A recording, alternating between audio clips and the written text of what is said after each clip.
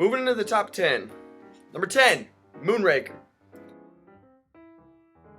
Most people don't really like Moonraker. I don't really understand why. Yes, it's silly. Yes, it's over the top. Yes, it's campy. Who cares? It doesn't need to be a serious one. It was a lot of fun. Going to space, the fights in Venice. Goofy, yes, but it was a really fun movie. Very silly, but it was very fun. I like it a lot. Also, Jake reminded me of this earlier. It's a very good part of the movie is the dog chase scene. It's so dark, so good. The music is just haunting, and man, that is one of the best scenes in any Bond film. Definitely one of the most dark. So well done, Moonraker. Well done. Number 10 for me would be The Spy Who Loved Me. I thought this was, between number 9 and number 10, I thought this was a really tight call, but I brought Spy Who Loved Me at number 10 just because, it was a good Bond film. It was really good. Roger Moore's in it. You got Triple X. Great little cameo of, oh, it's a sex joke, oh, Triple X, whatever. I loved it. I thought it was playful. Stromberg, he's whatever.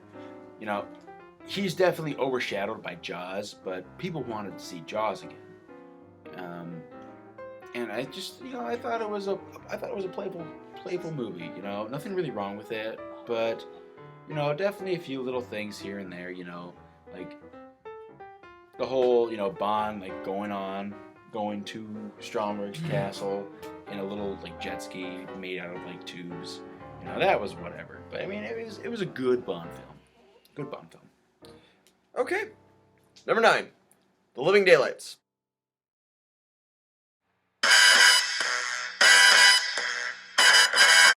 Living Daylights is very old school Bond. I feel like it reminds me from Rush with Love a little bit, which I loved. I love the old school elements, kind of back to basics. Timothy Dalton is just fucking fantastic. The car chase in Austria is just one of my favorites all time. The fight scenes in Afghanistan up at the plane are just on point. Only real problem is the Bond girl kind of sucks. She's pretty useless and her cello. Oh, she's the worst. But Timothy Dalton comes out the gate really strong, and Living Daylights is definitely a solid top 9 Bond film. Number 9 for me is Moonraker.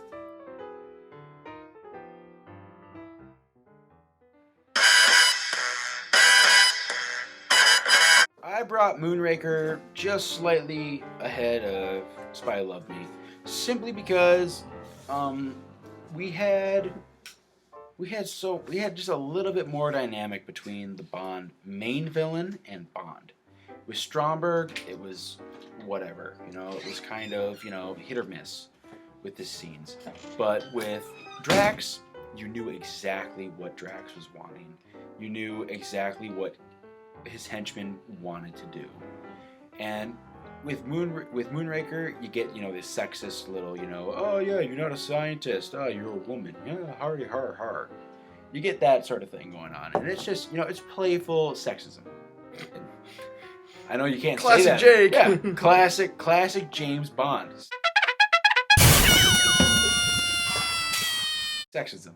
I mean, it's playful though. It's not like, you're a woman, do the dishes. But it's, you're a woman, oh, you're a scientist. That's a joke. That's hilarious. I personally love it. It worked for the time that it was in. And I think nothing more could fit for number 9.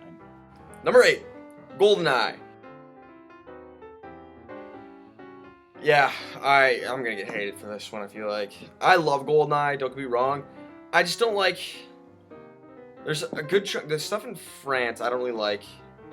But once they get to the statue park in Russia, from there on, it's perfection. But there's a chunk in there that I don't find super interesting. Yeah, I know. 006 is probably one of the best villains there's ever been. But I love GoldenEye. I love it. I just love the other ones more. Yeah, don't hurt me. Please don't hurt me. I love GoldenEye. Fair enough. Number 8 for me. I'm probably going to get a little more hate than you will for this one. Casino Royale. Wow, okay. I ranked Casino Royale at number 8 simply because it was technically a reboot. It was the first novel that Ian Fleming wrote, but it was. Don't get me wrong. Number 8 and up, it was so hard. It was so hard to make any type of calls. But I felt like Casino Royale, action, wonderful. Parkour, wonderful. But I felt like where they really messed up was with Judi Dench being M.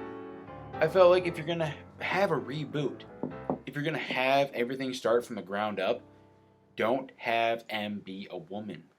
Sorry to say, I'm gonna offend many feminist comments. Don't you dare start. But M is a man. M's a man. M has started as a man. He may not always be a man, but M will always be a man, in my opinion.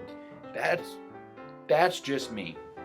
And I personally think that that's really where they went wrong, because everything's flawless.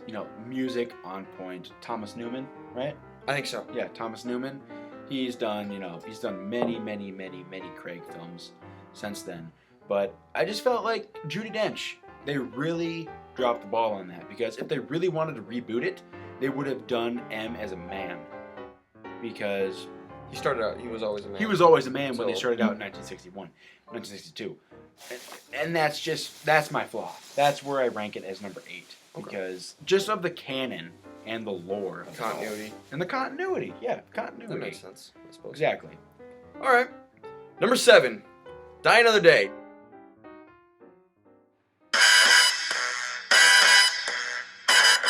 Don't kill me, please. I can justify this, I swear. I love Die Another Day. I know everybody fucking hates this movie for whatever reason. Yes, it's stupid. Yes, it's silly. Do I care? No. Madonna sucks. Yes. The rest of the movie, fucking awesome. The hovercraft stuff is cool. I like Gustav Graves. I like Zhao. I like the car, the supercar battle. I love the stuff in Cuba. The only thing I will admit, the CGI with the windsurfing is awful. It's so bad. Well, to be fair, though, the CGI for that time, 2001, not great. It was good. It was good for 2001, but now it hasn't aged well. Now it looks bad. No. It looks it's not like Star Wars or Lord of the Rings where it aged well. It's really cheesy. Mm-hmm.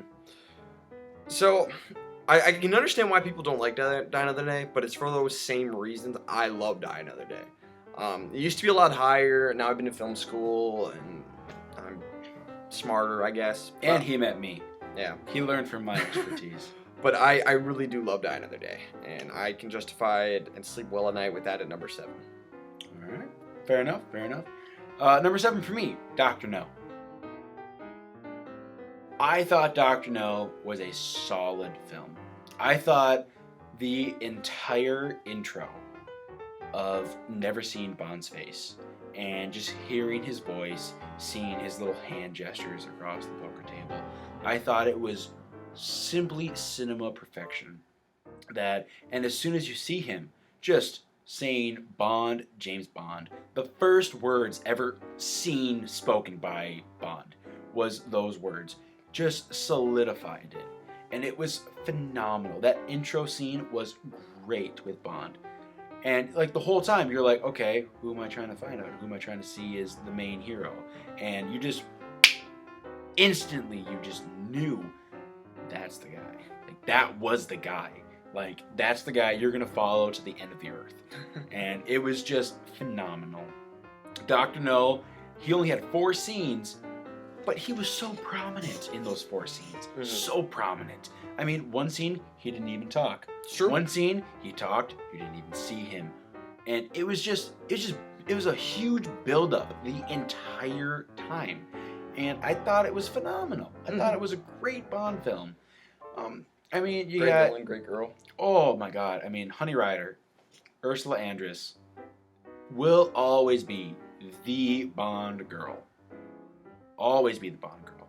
I mean, may not always be the hottest, but she has solidified herself as the Bond girl. Yep. She is an attractive, sexy female.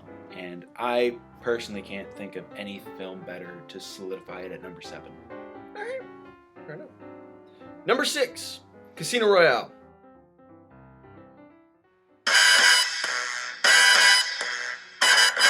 I love Casino Royale. It pains me to rank it this low, but what can you do? The poker scenes are great. The parkour scenes, the Miami airport, just everything is awesome. I don't really get the hype about Vesper.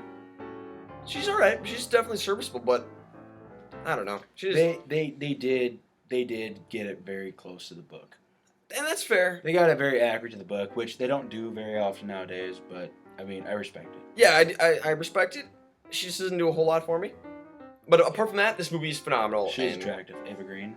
She's very attractive. Not my type. Not your type. Sorry. No disrespect. Just not my type. All right. I'm sure I'm not her type. I highly doubt it. I love Casino Royale. It's a phenomenal movie. Oh, that's lovely. But number 6. Okay. Number 6 for me. GoldenEye.